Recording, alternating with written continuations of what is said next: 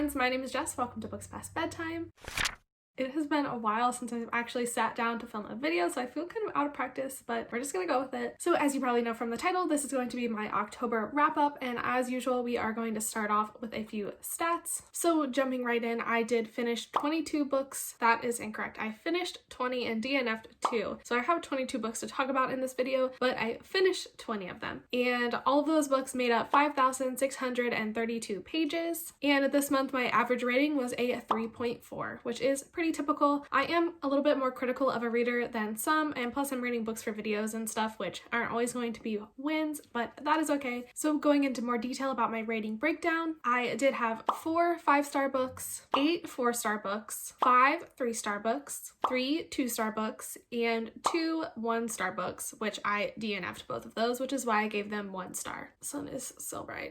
So I know there's some controversy about like rating books that you DNF, but typically as long as I get through like 30% of the book and just absolutely hate it, I will give it 1 star. If it's just something that I'm like not feeling or am putting down for a while, like I won't rate that book, but these books I'm never going to pick up again. I absolutely hated them, and so they deserve 1 star in my opinion, so I gave them 1 star. So fucking bright, oh my god. Okay, that's a little bit better.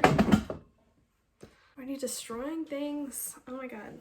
Okay, let's talk about age range and format. So this month I did read 15 adult books, 6 YA books, and 1 middle grade. And I read 7 ebooks, listened to 9 audiobooks, and read 6 books physically. This month was a little ebook heavy. I don't usually read that many ebooks, but I was reading a lot of books for videos, and so they were all on my ebook, and I did that NetGalley video, so those were all obviously ebooks. So that is where those books came from. And now if you were curious about genre, I read 4 books that were romance. I read 6 YA queer contemporaries, 9 thrillers. I don't know how I read that many thrillers, but I did. 2 fantasy books and 1 contemporary fiction book. So those are my stats for the month. Let's just jump right into what I read. So the first book I finished this month was Dear Ava by Isla Madden Mills. I read this book in my Reading Like a Romance Booktuber video for a week where I read my friend Naima's favorite books. I ended up really enjoying this one. This is like an enemies to lovers high school romance following our main character Ava. Something really terrible happened to her last year and she didn't come back to school after that, but this is her senior year. She's decided to come back to school and not let this horrible event define her, and she definitely does not want to date or get involved with anybody her last year in school. One of the popular guys kind of starts getting under her skin, and they obviously fall in love because it's a romance book. I actually really liked this one. I was kind of surprised by how much I liked it. I ended up giving it 4 stars and honestly really enjoyed it. If you want to hear my more in-depth thoughts, definitely go check out that video. The next book I finished was Over the Woodward Wall by Deborah Baker, aka Shauna McGuire. This is a middle grade fantasy series following these 2 kids who end up in a different world, and they are both very different, kind of have clashing personalities, but they have to learn how to work together and be friends in order to get out of there and get back home. I read this book in my NetGalley reading vlog, so if you want to hear more of my thoughts, definitely check that out. This is one of those books that just I don't think was right for me. I ended up giving it 2 stars. A lot of my problems stemmed from I think I had the wrong expectations going into this book. For one, I didn't realize it was a series. I thought it was a standalone, and so I was kind of upset that I didn't know what happened in the end. And also I didn't realize that it is an element in the middle game world, so I don't know if I was supposed to read middle game before I read this book, and I don't know if that affected my enjoyment of it, but overall I just didn't really like the writing style. I thought it was very confusing and too sparse to really develop a fantasy world, and so I ended up not really enjoying this one. The next book I finished was You Asked for Perfect by Laura Silverman. This is a YA queer contemporary. I gave this one 3 stars.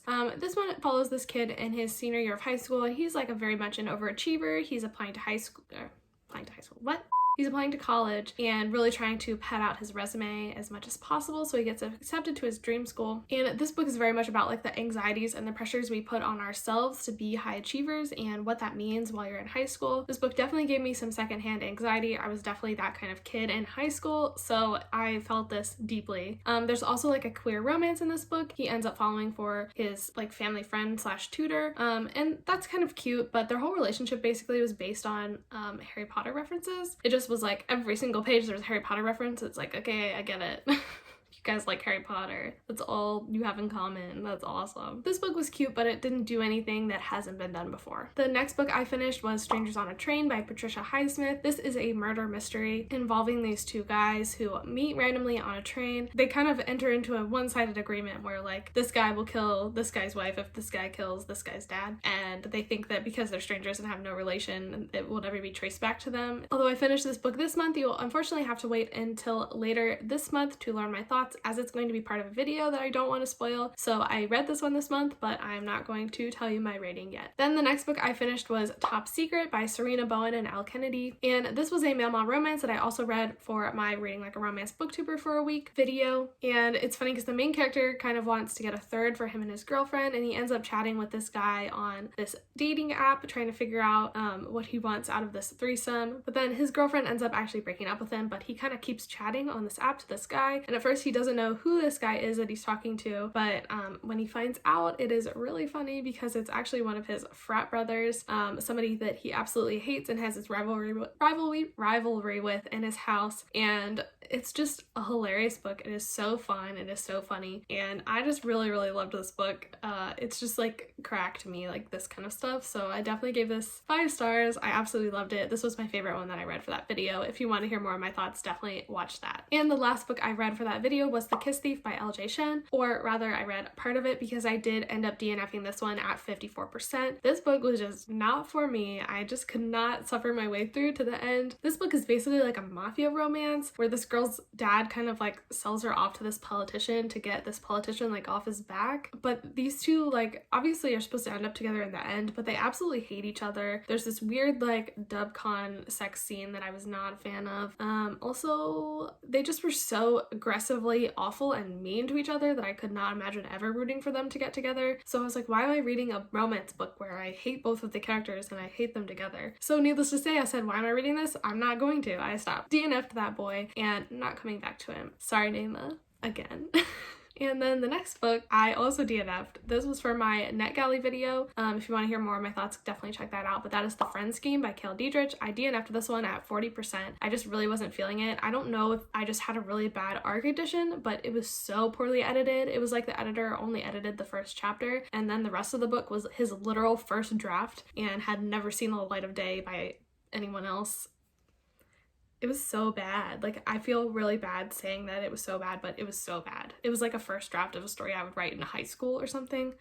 It was not pretty. And it just was so distractingly bad, and the dialogue was so distractingly unrealistic that I just could not force myself to read it because I was like, what is going on? I just did not have a fun time with this one, so I ended up DNFing it. The next book I finished was Behind Closed Doors by B.A. Paris. This book I actually read for a video that will be out later this week, next week, sometime very soon. So I'm not going to give you my rating for this one either, but look out for that video. It will be coming soon, but I'm glad that I read this book this month because it is also the Pros Before Bros book club pick for October. So that is a book club run by Reagan over at Ray Ray Reads and Kara. I can't remember her channel name, but I will link it down below. They are two lovely ladies, my close friends. I'm very excited to participate in the book club and that live show. I don't know when the live show is either, but I will leave all the information down in the description box below if you are interested in participating. So I'm glad I have this book read and I can participate in that book club. The next book I finished was Such a Fun Age by Kylie Reed. I've been meaning to read this book forever. It's been sitting in my Audible library since like the Reading Rush debacle. I ended up really enjoying this one. It's basically a literary fiction story following our main character, who is a young black girl, and she is a nanny for this rich white family. And there's this incident one night where the rich white family calls her up to take their child while they deal with a police situation because somebody egged their house. So she and the baby end up hanging out at the grocery store, and the security guard and some other patron think that she has kidnapped this child, and so they report her and all this nonsense. And this kind of just sets off a domino effect of events. And it's really about white performative activism and like white wokeness, and how a lot of times people think they're doing the right thing, but they're actually just being as selfish as usual. This is definitely a very good read. I really liked it a lot. It's definitely really readable because it kind of has like a messy sitcom or like soap opera type of, the characters are so messy. So it's fun in that way, but I feel like it's also has some really good things to say. So I really appreciated this book. I really liked it. I ended up giving it 4 stars. So the first physical book I have is My Friend Dahmer Dahmer by Durf, which I would assume is a pseudonym. So this is a graphic novel written by a guy who was friends with Jeffrey Dahmer in high school. And so this basically is kind of telling his history with Jeff Dahmer and what he knows about Dahmer's like childhood and growing up, and kind of speculates on why he became the way he became. And this was actually really interesting because I feel like a lot of times in like the true crime community, Dahmer is sometimes put forth as like a case of nature and not nurture, turning him into a serial killer. Honestly, that's not true. I do think there's elements of both for sure, but this book really shows that Dahmer's environment was not conducive to helping him. Nobody paid attention to him, nobody was aware of him, his parents weren't there for him, and you do feel empathetic for him up to the point where he kills his first victim, obviously, and then you don't feel bad for him anymore because he is a murderer. It kind of like helps you understand him better. This is a very weird conversation, but I think you guys know what I mean. Obviously, he's a terrible person, but the people in his life were also terrible for never paying attention to him, showing him love, showing him support, getting him help when he was obviously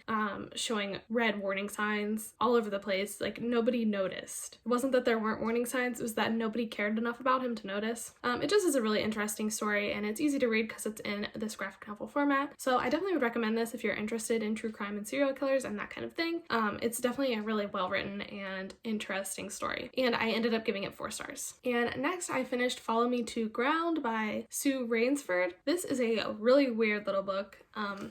It's a very quick and short read. There's like not a lot of text on the pages. So if you're looking for like a short book to read before the end of the year, this is a good one. This is, I think, what I consider fantasy or like speculative fiction. So the main character and her father are like these healers. They're not human though. They're kind of like born or created from the ground, and they live forever or for a long time, a lot longer than humans do, but all the humans in the neighborhood like come to them to be healed when they have any ailments. Really weird stuff, but it's actually like, I don't even know how to explain it. There's a lot of stuff going on in here, but if you like really weird speculative fantasy and you really like short books, I think you would like it. I ended up rating it 4 stars. It is very interesting and very unlike anything I have ever read. I think it's better if you just go into it like pretty much not knowing what it's about, but I did really enjoy this and I would recommend it to you if it sounds interesting. The next book I finished was I Kissed Alice by Anna Birch. I read this book as well for my NetGalley video, and I didn't really love this one either. A lot of my NetGalley books this month were duds, unfortunately. This one I ended up giving 3 stars though. I think it was my favorite that I read in that video, but this is a female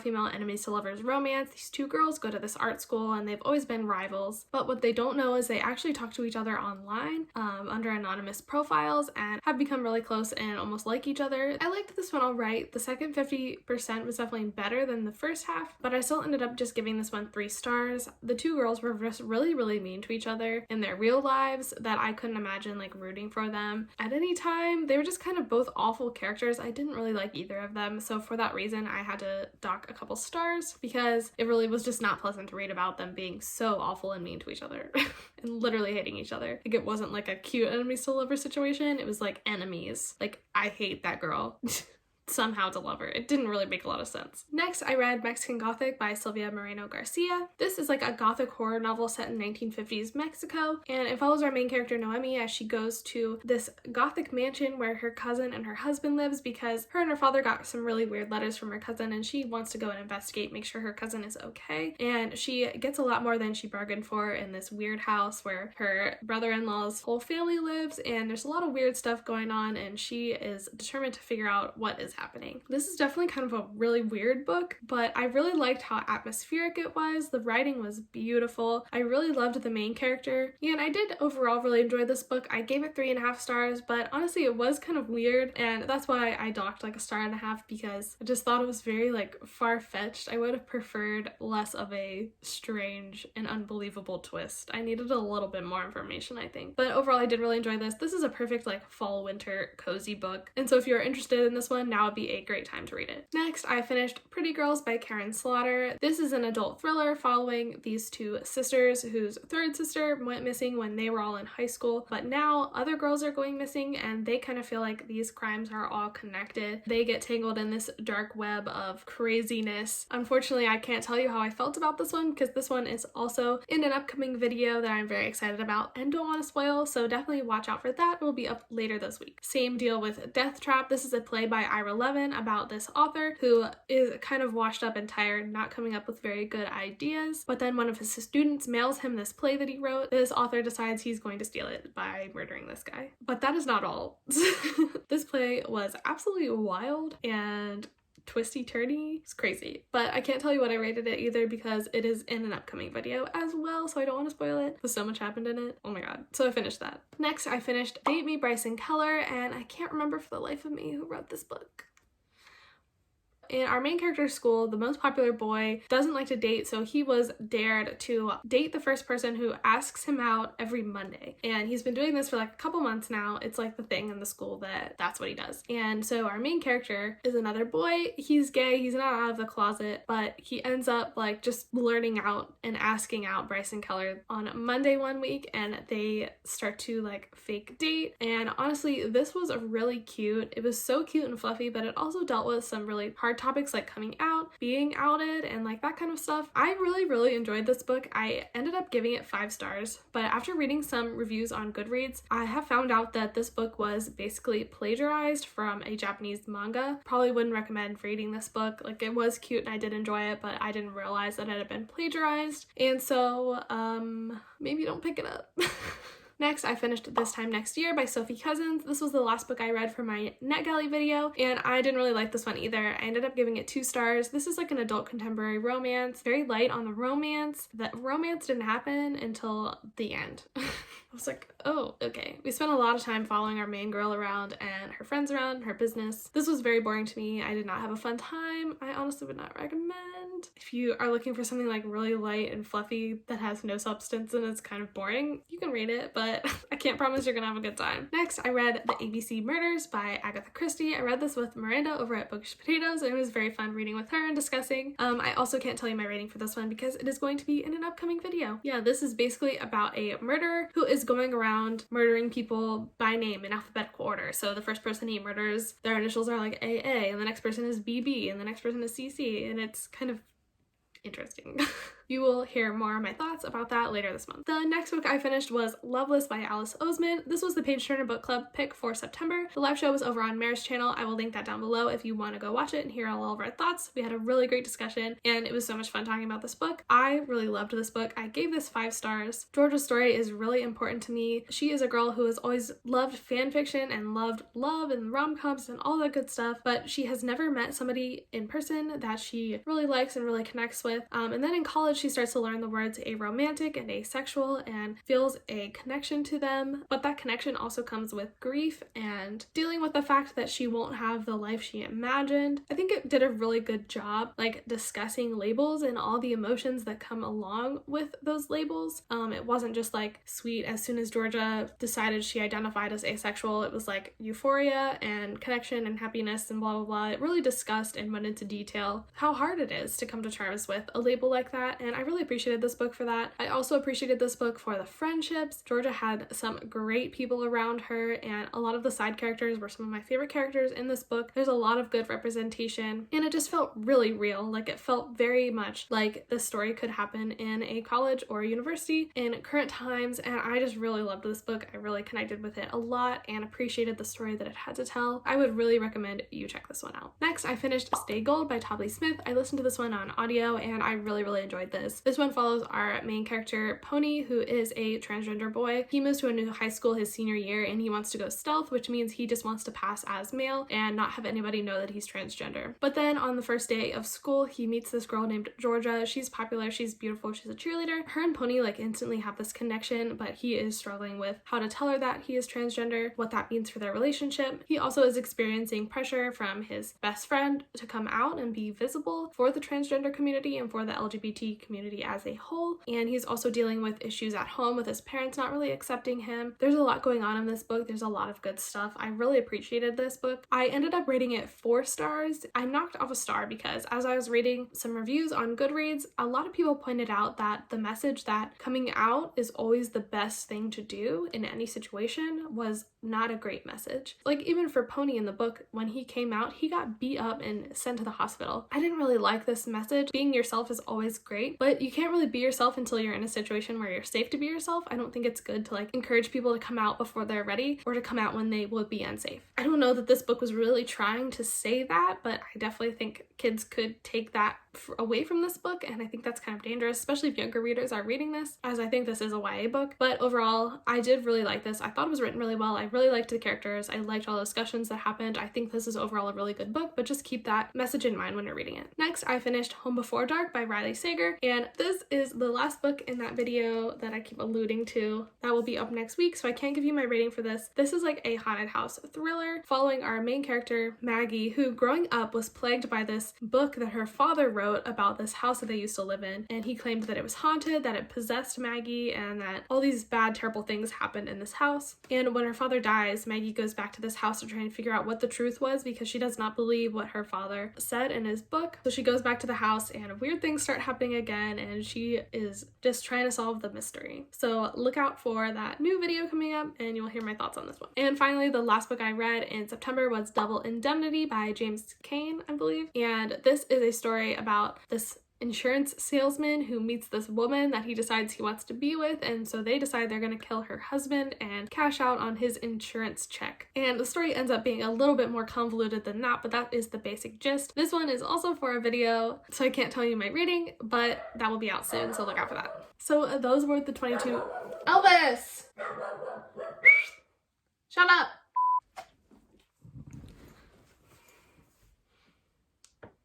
So those were the 22 books that I read in September.